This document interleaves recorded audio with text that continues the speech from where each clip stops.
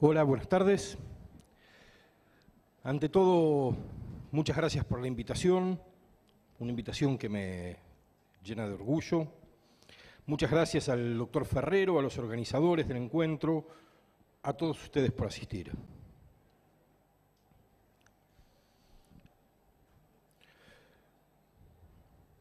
Quiero empezar compartiendo con ustedes un chiste argentino, un chiste viejo, conocido y malo, lo cual garantiza que nadie va a pensar que estoy compitiendo con un candidato a gobernador de esta provincia.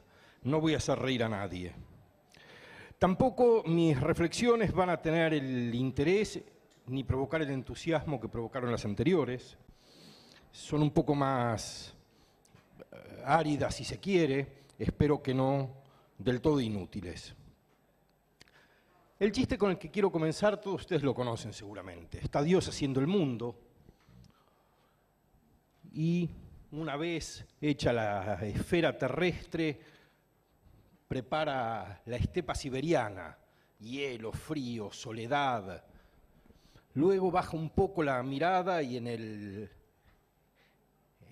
África meridional llena de arena y un sol desgarrador, y quizás algún día alguien encuentre petróleo ahí, pero es un lugar inhóspito, árido.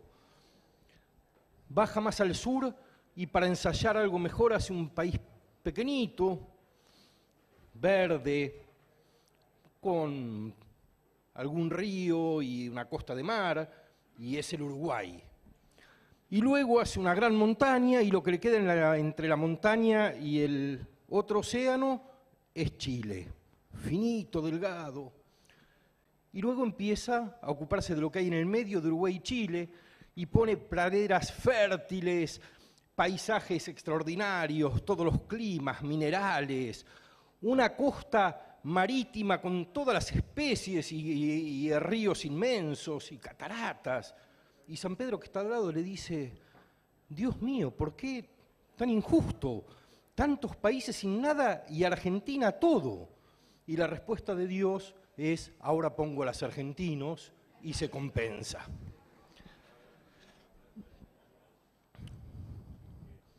Es un chiste, no diré malo, es un chiste malicioso.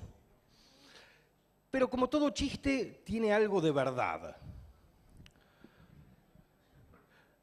Por supuesto, lo malicioso tiene que ver con tomar algún rasgo de alguien y burlarse de ese rasgo, exacerbarlo, agudizarlo, marcarlo como lo feo.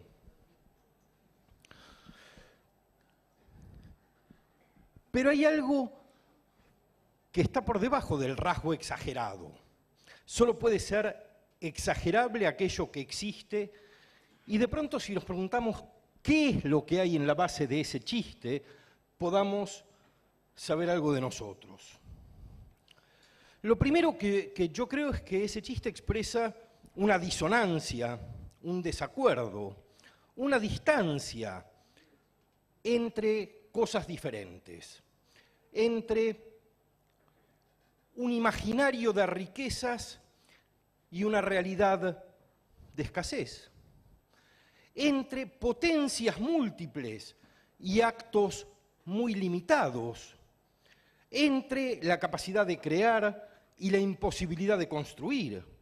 Son distancias las que están expresadas en esta parábola de la abundancia que es compensada, para decirlo de este modo, con la argentinidad. También hay otra distancia que está en el chiste y que creo que es importante, y es la distancia entre el mito y la realidad. Porque más allá de la verdad referida a las riquezas naturales de la Argentina, también nosotros vivimos en el mito de una Argentina próspera, de una Argentina a la que en alguna campaña presidencial se la llamaba la Argentina, se nos prometía como la Argentina potencia.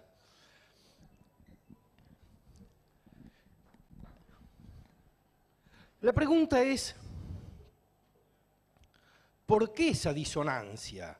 ¿Por qué esa distancia? ¿Por qué la lejanía entre lo que creemos que esto podría ser y lo que percibimos que es? Una primera respuesta es una respuesta clásica. Es la respuesta que hace referencia a la idiosincrasia, a la naturaleza del ser argentino, a una supuesta cultura argentina que no termina de poder convertir la realidad en algo propicio para todos. Pero el problema con estas respuestas es al menos doble. Por un lado, son respuestas autoflagelantes, es decir, nos permiten decir de nosotros mismos que somos lo peor y lastimarnos por ser lo peor. Y por otro lado, son autocomplacientes. Si somos eso, no tenemos ninguna responsabilidad para dejar de serlo, ni por ser lo que somos. En mi opinión, no hay la naturaleza de las sociedades, no hay algo así como el ser de una sociedad. Hay manifestaciones de conductas, hay formas de hacer, formas de la política, formas de resolución de los conflictos, formas de imaginación del futuro que se construyen colectivamente y que no dependen nunca de rasgos esenciales, inherentes a una sociedad determinada.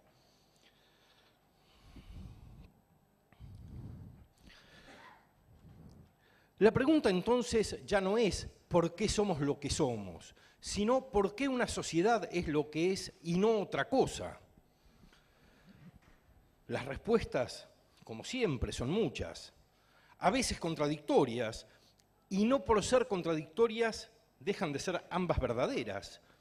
La vida del hombre, la vida de las sociedades, la vida es compleja y no acepta ser reducida a una sola dimensión. Entonces, muchas veces vamos a encontrar respuestas contradictorias, pero que conviven bien. ¿Por qué las sociedades son lo que son? Hay factores exógenos. El imperialismo. Efectivamente, el imperialismo existió mucho más encarnizadamente de lo que existen hoy formas imperiales que todavía perviven en algunas regiones del mundo. Hablar del imperialismo no es ser un marxista anticuado, es describir un modo de relaciones de poder que afectó buena parte del mundo en relación con diversos poderes centrales. Nos asustamos de hablar del imperialismo de los siglos XIX y XX, pero no del Imperio Romano. Digo, son formas de la política, formas de la creación de espacios sobrenacionales. Digo, el imperialismo son factores exógenos, hay pueblos que fueron muy afectados por el imperialismo. Hay factores endógenos que tienen que ver con el acceso a recursos, con problemas demográficos, con problemas culturales, con problemas, en algunos casos, pocos, étnicos o raciales. Hay problemas históricos, son más interesantes los problemas históricos. Nos hablan de los modos en los que hemos hecho las cosas, nos permiten entender en esos modos qué es lo que funcionó bien y qué es lo que no funcionó bien, no quién fue bueno y quién fue malo, sino de qué modo resolvimos situaciones diferentes. Hay factores culturales, sí, hay factores culturales. Hay una cultura argentina. Hay una idiosincrasia argentina, pero no la hay en el sentido de que indique algo fijo e inconmovible. La hay en el sentido en el que, yo diría, los biólogos contemporáneos, la biología contemporánea, habla de la cultura. La cultura es el modo en que un grupo de una especie hace las cosas diferente que otro grupo de la misma especie. Y hay culturas entre diferentes especies animales no humanas. Las mismas especies de pájaro pueden tener conductas reproductivas diferentes en distintos ecosistemas. Tienen una cultura reproductiva distinta. Las sociedades humanas hacen de modo distinto para llegar a lo mismo. El esquimal, para tener una casa, hace un iglú. Y en el trópico, amasa la arcilla. Son dos culturas diferentes. Hay formas de la cultura que son diferentes sin ser tan descriptibles como los ejemplos que di. Y en efecto, también hay una forma nuestra de hacer las cosas que debemos mirar, pero no como aquello que nos dice qué somos, sino como aquello en lo que podemos aprender cómo hacemos y cómo podríamos hacer, por tanto, de otro modo. Hay también un factor que me parece que es importante señalar para entender esos rasgos particulares de nuestra cultura, que es un factor que fue muy estudiado por un economista extraordinario, porque era un tipo que tenía una percepción de la sociedad, de los valores, de los conflictos, una percepción sin parangón en la economía del siglo XX, que se llamó Albert Hirschman. Hirschman, que trabajó mucho sobre América Latina, pero también trabajó sobre África, y es uno de los economistas del siglo XX más respetados, más prestigiosos, en el sentido de un tipo que podía ver integralmente los problemas económicos, analizó muy bien cuál es el efecto de la abundancia de recursos sobre las sociedades. Y mostró cómo las sociedades en las que hay sobreabundancia de recursos son sociedades que tienen una tendencia al fracaso mayor que aquellas en las que hay escasez de recursos. No estudió el caso argentino, no hablaba de Argentina, pero estaba hablando de Argentina. Estaba hablando de Argentina de un modo mucho más inteligente y elegante que el que usó otro economista muy brillante cuando hace muchos años, tantos que algunos de los jóvenes que están acá no imaginan cómo era ese mundo, cuando hace muchos años dijo: hay 4 tipos de economía en la Tierra: los países capitalistas, los países comunistas, Japón, que sin tener nada lo hace todo, y Argentina, que teniéndolo todo no hace nada. Y estudió con mucha base metodológica y epistemológica por qué ocurrían estas cosas. Y yo creo, por supuesto, y no estoy acá para hacer chistes y contar anécdotas que nos tiren la autoestima al piso, pero me parece que es interesante escuchar estas cosas y pensar también a partir de ellas. Y yo creo que Hirschman dio una parte de la respuesta. El problema del exceso de recursos, que no es exactamente lo que después se llamó, y en épocas de la 125 se discutió tanto, la enfermedad holandesa, ¿no? La enfermedad holandesa es una cuestión mucho más técnica, mucho más de un recurso particular que distorsiona una economía. Hirschman estaba hablando de los recursos en general. Y ustedes piensen que Argentina, sin la idealización del país rico en materias primas, Argentina es un país que no ha tenido dificultad de acceso a recursos en general, no solo por las condiciones ambientales, naturales o como las quieran llamar, sino también porque no ha tenido presiones demográficas. México es un país que tiene presiones demográficas. Es muy difícil generar recursos para tantos millones de habitantes con una tasa de crecimiento tan alta. Argentina nunca ha tenido una presión demográfica sobre los recursos, salvo cuando la genera, amontonando gente en las periferias de las grandes ciudades. Entonces genera un problema de presión demográfica, pero si no hubiera malas decisiones, no hubiera existido nunca ese problema.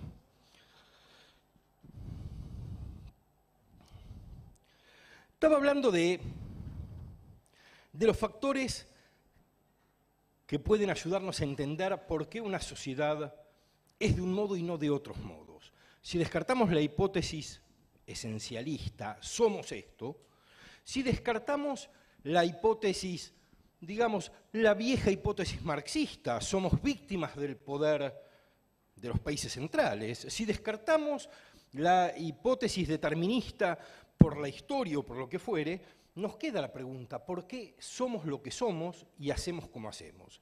Y a mí me interesa compartir con ustedes la reflexión centrada en la política. ¿Pero qué es la política? Porque la política lo dijo Alconada Amón, citando a Guillermo O'Donnell, que es quien más claramente lo describió en nivel teórico. La política se ha convertido para nosotros en la situación de voto, es decir, la situación de optar entre alternativas restringidas en cuya construcción no incidimos. Nosotros participamos muy poco para ver si Macri, Massa, Scioli o quien fuera pueden ser nuestros candidatos, y vamos a participar de la decisión solo optando entre opciones que están construidas independientemente, diría, de la ciudadanía. Lo que se opone a la democracia delegativa es la democracia deliberativa, es decir, es la democracia del día a día, la democracia en la que el poder es transferido fundamentalmente a la sociedad y no a los representantes. Pero eso habla de los estilos de democracia. Yo creo que nuestra democracia se ha venido jactando de cosas muy pobres, y básicamente de una cosa muy pobre. Nuestra democracia se ha jactado hasta ahora de que no es una dictadura. El mayor logro de nuestra democracia es no ser una dictadura. Y 30 años después de haber terminado con la última dictadura, ese es un logro muy pobre, porque la democracia tiene que ser mucho más robusta, mucho más activa y hacer muchas más cosas. Pero la democracia, de nuevo, ¿quiénes son? Yo hablaba de la política. En mi opinión, la política es el lugar en el que hacemos las cosas juntos. Eso es la política, el lugar en el que hacemos las cosas juntos. Y entonces puede haber política barrial, política en un club social, política gremial, política empresaria, política escolar, políticas familiares. En los lugares en los que hacemos las cosas juntos hay política. Pero ¿cómo hacemos las cosas juntos allí donde hay política? Las hacemos por medio de la palabra. Y es aquí a donde yo quiero fundamentalmente llegar. ¿Qué es la palabra? Hay dos formas básicas de la palabra en Occidente. Dos formas básicas de la palabra en Occidente. Una es la palabra religiosa. ¿Qué es la palabra religiosa? Es la palabra primera. Es la primera palabra que se estructura en la comunidad humana. Una palabra que es emitida por alguien que es el que puede decirnos cómo son las cosas, cómo debemos actuar en relación con ellas, que nos es transmitida a través de un intérprete, a quien no se le responde. Es una palabra jerárquica, de sabiduría y de obediencia. En el mundo premoderno, en el mundo que no es el mundo secular de las sociedades occidentales contemporáneas, no hay mucha distinción entre la esfera religiosa y la esfera política. Pero desde la Revolución Francesa, desde la Revolución Americana, con experiencias anteriores, pero estructurados desde ese momento, la separación de la esfera religiosa y de la esfera política se hace muy marcada. Pero eso no quiere decir que la palabra religiosa haya desaparecido de la escena política. Se mantiene en la escena política convertida en la palabra autoritaria. Es la palabra del Führer en Berlín en 1933, de Mussolini en Roma. Es la palabra dicha desde el balcón, de uno a muchos que alaban. La escena es parecida a la del púlpito. Es uno el que habla y muchos que oyen. Pero en el mundo religioso esta jerarquía tiene un sentido, en el mundo político tiene otro sentido. En paralelo a la palabra religiosa hay una palabra que es la palabra política. Es una palabra que nace en Grecia tempranamente y que construye una idea fundamental que es la idea de isonomía, es decir, la igualdad ante la ley. Y la palabra política no es la que uno emite para que otros oigan y obedezcan. La palabra política está puesta en el centro de un círculo y cada uno de los que quieren intervenir en la situación política la toman, la usan y la devuelven para que la tome otro. No existe esta forma unívoca de circulación. Es una forma en la que la palabra circula y vuelve siempre al centro para que la tome otro. La palabra política es una palabra pública, es una palabra de deliberación, es una palabra de persuasión y es una palabra de justificación. Es la que nos enseña que no podemos ser nada en la escena pública sin dar un argumento suficientemente fuerte para que cualquier otro nos lo pueda rebatir, estando en disposición nosotros de oír el argumento contrario para cambiar nuestra posición. Esta es la palabra que hace a la política, y que hace a la política en la buena vida de los hombres y en la buena vida pública.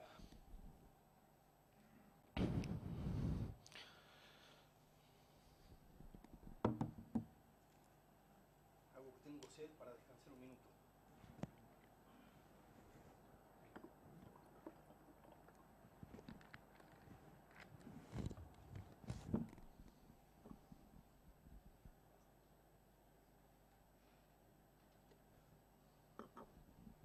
¿Qué pasa con la palabra política en Argentina? ¿Hay una palabra política en Argentina? ¿Hubo alguna vez una palabra política en Argentina? Yo daría al menos dos respuestas. La primera es muy pocas veces. La segunda es no, pero porque la hemos entregado. Quiero decir, la coartada más fácil es suponer que nos fue arrebatada. Ese segundo peronismo intolerante, autoritario, por no hablar de Uriburu, por no hablar de Onganía, vaciando la universidad de los cerebros más brillantes que ha tenido este país en el mundo de las ciencias duras, por no hablar de López Rega o de la dictadura, por no hablar de la señora y las cadenas nacionales. Quiero decir, esa es la palabra que rige nuestra vida pública, es una palabra autoritaria, que viene de una tradición que no es la tradición de la política, es la tradición de la obediencia. Y la palabra política ha estado poco presente en nuestra vida pública y hoy prácticamente no está presente.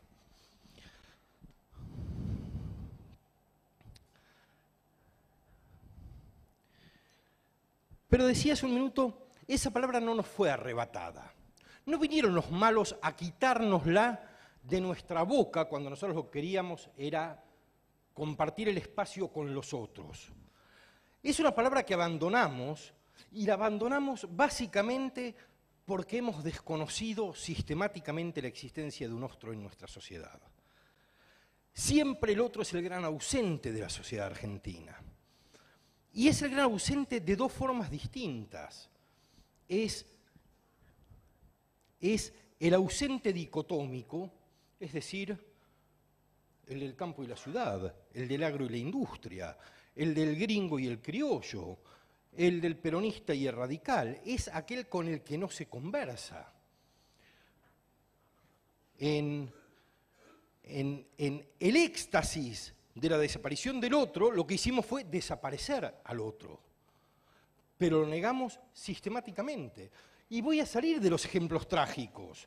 El ejemplo trágico, la dictadura, desapareciendo a alguien. La locura de partidos de fútbol en los que el que está con el otro no está, no puede estar. Ya no podemos tolerar al otro ni siquiera para divertirnos a expensas de él, para disfrutar ganarle o sufrir perder y aprender a ganar y a perder con el otro. No hay un otro, lo hemos sacado de la escena. Esta es una forma de desplazar la palabra política. Hay otra, que es despojar de la posibilidad de hablar a alguien. Es decir, está ahí, son los pobres. Los pobres son 1 de cada 3 personas en nuestro país. 1 de cada 3 personas, no 1 de cada 40.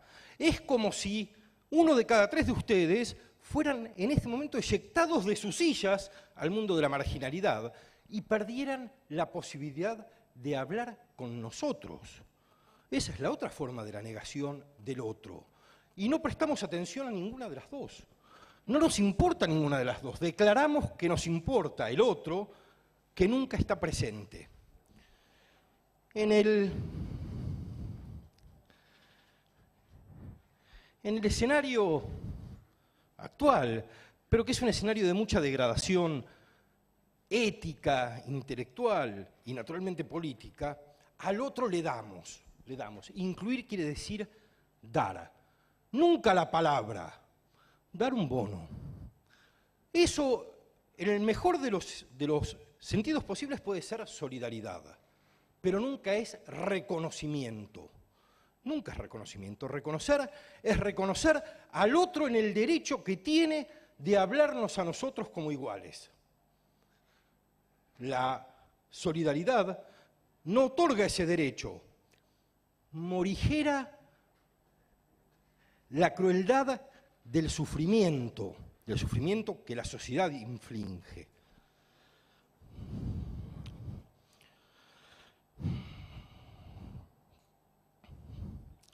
Yo diría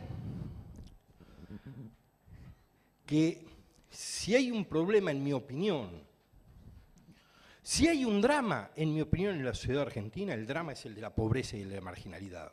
Si hay un problema, es el de la falta de una palabra conversacional que nos permita resolver con los demás los problemas que tenemos, aún sabiendo que eso implica que uno nunca va a llegar al óptimo de su aspiración, porque cuando hay otro, hay un límite a la aspiración propia. Y la forma de resolver los conflictos de intereses entre ese otro, y pienso básicamente en otros colectivos, en sujetos colectivos de la acción pública, es mediante una negociación, una conversación abierta, honesta y compleja.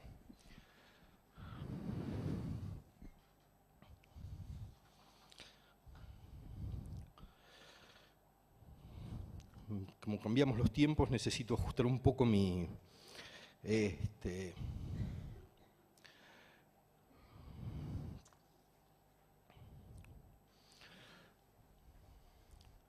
Yo creo que tenemos dos tareas para el futuro. Esas dos tareas exigen otras muchas. Por ejemplo, no luchar contra la corrupción, sino sancionar a los corruptos, y no a los corruptos del futuro, a los corruptos del presente y del pasado.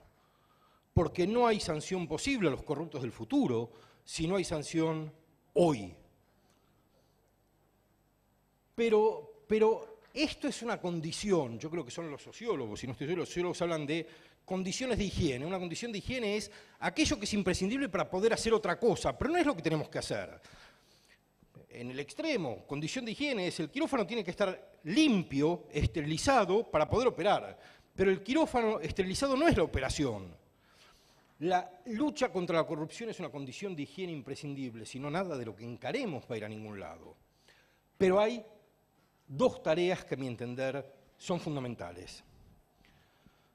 Una es la de aprender a hablar con los diferentes, con los que expresan diferentes ideas, diferentes intereses, diferentes tradiciones, diferentes culturas, salir de los encierros. Y yo creo que lo que ustedes están haciendo es invitándonos a salir nosotros del encierro y a salir ustedes del encierro. ¿Cuál es el diálogo que hemos tenido? Y yo siento que hay muchos espacios de la sociedad argentina que están convocando a otros para oír, para entender, para saber quién quiere qué, por qué lo quiere, en qué medida tiene derecho a quererlo, en qué medida su derecho afecta al nuestro. Si no podemos negociarlo así, vamos a seguir yendo de una alternativa a otra. Digo, y puede ser que no haya retenciones al campo por los próximos 5 años, pero después los van a destruir porque va a ser el otro interés el que hay que entender cómo hacer las cosas juntos, no de estación electoral en estación electoral, como si cada periodo electoral fuera la victoria de unos sobre otros. Sí, es la victoria de algunas ideas sobre otras, pero no de unos sobre otros. Voy a ir terminando con una reflexión muy breve y con una imagen que hubiera querido proyectar, pero ahora voy a explicar por qué no puedo proyectar. La reflexión muy breve es, yo creo que mi imagen de la Argentina es la imagen de un país hecho de archipiélagos. Hecho de archipiélagos.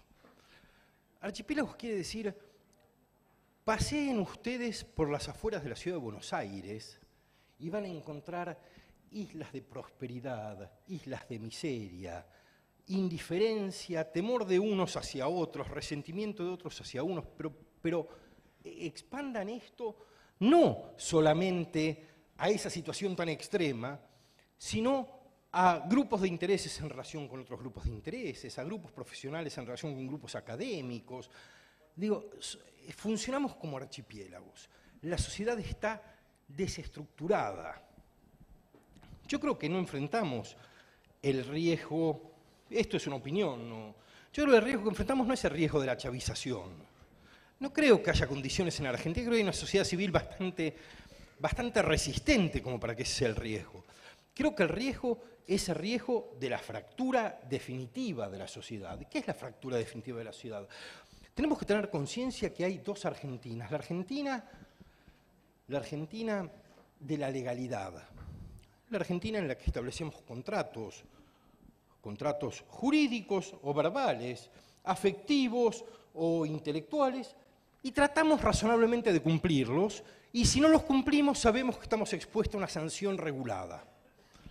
Pero hay una Argentina cada vez más extendida, que es la Argentina en la que la idea que nosotros tenemos de orden no es la misma. En la que la idea que nosotros tenemos de ley no es la misma, en la que la idea que nosotros tenemos de sanción no es la misma. Es una Argentina delincuencial, una Argentina en la que hay tráfico de personas, trabajo esclavo, tráfico de drogas, comercio ilegal, detrás del cual está buena parte de todo lo otro. Una Argentina en la cual buena parte de las fuerzas de seguridad están vinculadas con buena parte del poder político para explotar zonas de ilegalidad crecientes. Y nosotros nos hemos educado todos pensando que eso estaba en los márgenes del otro que era más robusto y resistente. Y yo creo que cada vez somos más nosotros los que estamos en el margen de una sociedad que va construyendo un orden, porque no es que no hay orden en esos mundos. Hay orden, hay reglas, hay normas y se cumplen, pero no son las que creemos que sean buenas. Y esa Argentina se está expandiendo a una velocidad que no imaginamos. No son fantasías paranoicas, es real.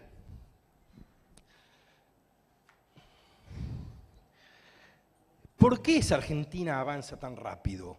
Porque lo que cementa a la sociedad se quebró. Y por eso es un país archipiélago, y por eso hay un mundo de la clandestinidad en expansión. ¿Y qué es lo que cementa la sociedad? Lo que cementa la sociedad es el Estado como lugar en el que pensamos lo que tenemos en común. Es el espacio público en el que actuamos en común. Es aquello que nos hace querer compartir algo con los otros. Y yo creo que buena parte de los argentinos viven en Argentina por razones privadas, no por razones públicas. No porque compartamos un proyecto y estemos contentos de llevar a nuestros hijos a esa escuela para que se eduquen con los de los otros. No compartimos ese proyecto, ni el proyecto de uso de la plaza. Quien puede no comparte un proyecto con los argentinos, va a la plaza del country, va a la escuela privada, usa la medicina privada y tiene la electricidad con el generador en la puerta de su casa. Los que no pueden están aquí resignados, tienen razones privadas para estar aquí. No tienen trabajo afuera, tienen la familia, lo que fuere. Pero no razones públicas, no es que queremos estar con los otros. Y podemos estar con los otros si hay un Estado, no un aparato de Estado, un Estado como idea, como institución simbólica, que nos dé sentido para estar juntos, y eso lo vamos a poder conseguir si volvemos a poner en el centro de la sociedad y la cultura argentina la palabra política, que es una palabra que tenemos que usar todos los días en todos los ámbitos. Yo termino con algo que solo puedo describir, pero que van a entender muy rápido. Llegué antes de comenzar la sesión de la tarde. Me senté abajo, no había nadie, y es una infidencia, pero no muy grave. Necesitaba usar un baño, pregunté dónde había un baño y me mandaron por una puerta al casino. Aquí abajo, mientras nosotros hablamos del país, ustedes se preocupan por la producción que es el pasado, el futuro, la interacción con otros, la creación de riqueza. Estamos parados sobre un casino en el que la gente está perdiendo su trabajo, su sueldo, su familia, su vida, dedicada al juego. Eso es lo que estamos haciendo con este país. Entonces, no es una fantasía paranoica la mía. Casinos encima de los cuales hablamos del futuro. No podemos seguir hablando del futuro encima de la mesa de la ruleta. Gracias. Supo dar un buen colofón, licenciado, ¿eh? Un buen cierre supo dar, ¿eh? Bueno, un par de preguntitas tenemos como para acercarle. De todas maneras, si hay alguna más en el auditorio, las chicas ya han recorrido y de todas maneras lo volverán a hacer, ¿no? Que levanten la mano nada más. La pregunta dice lo siguiente, Alejandro. ¿Cómo imagina al kirchnerismo luego del 11 de diciembre y su relación con la sociedad?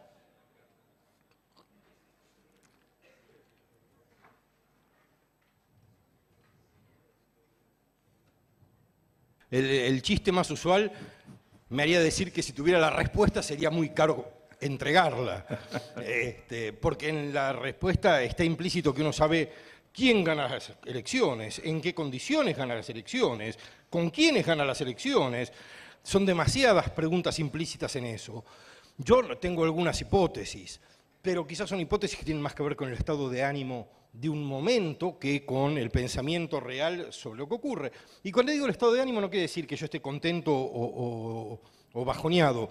Quiero decir que si ustedes ven cómo se han movido las encuestas en los últimos 6 meses en Argentina, los argentinos hemos ido subiendo y bajando el tobogán de los candidatos a un ritmo que los pobres candidatos deben estar absolutamente esquizofrénicos porque no entienden cómo un día están arriba, el otro abajo, suben 20 puntos, bajan 5, uno es primero, el otro segundo.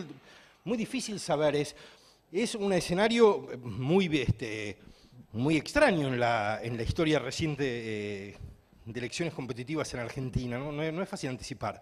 Ahora, yo creo que el kirchnerismo va a hacer su mejor esfuerzo para preservar recursos de poder suficientes para garantizar impunidad de la persecución jurídica que teme que va a sufrir y que yo no estoy seguro que vaya a sufrir.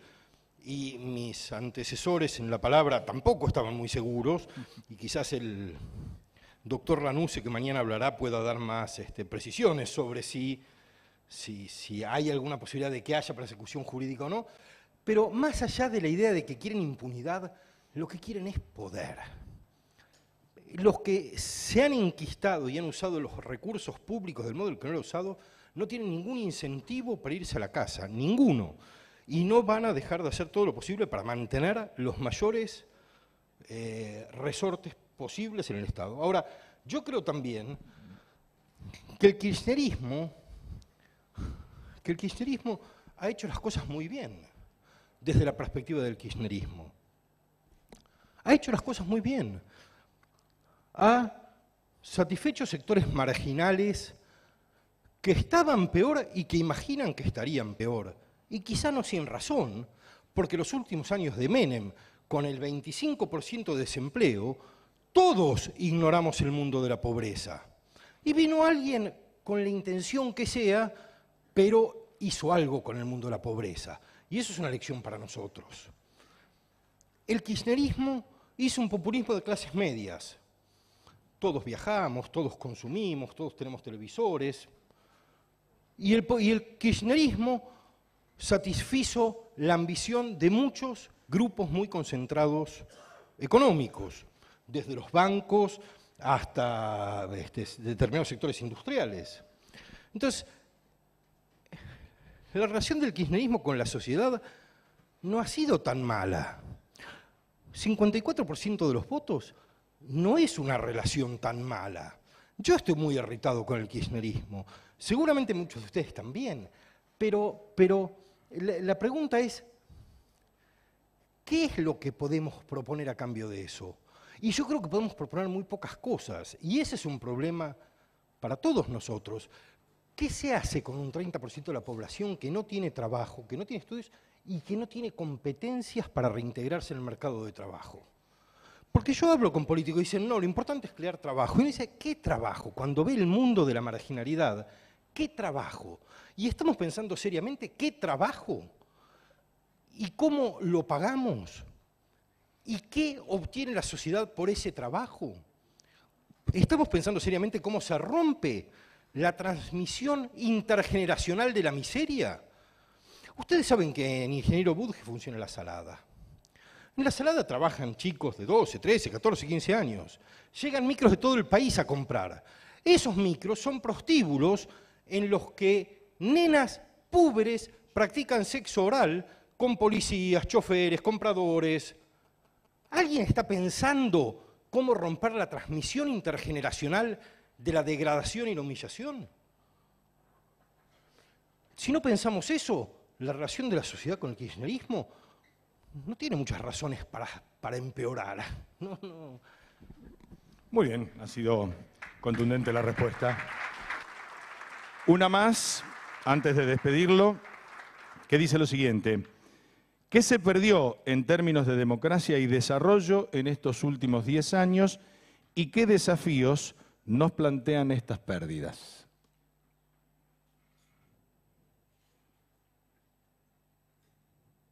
Lo primero que yo diría es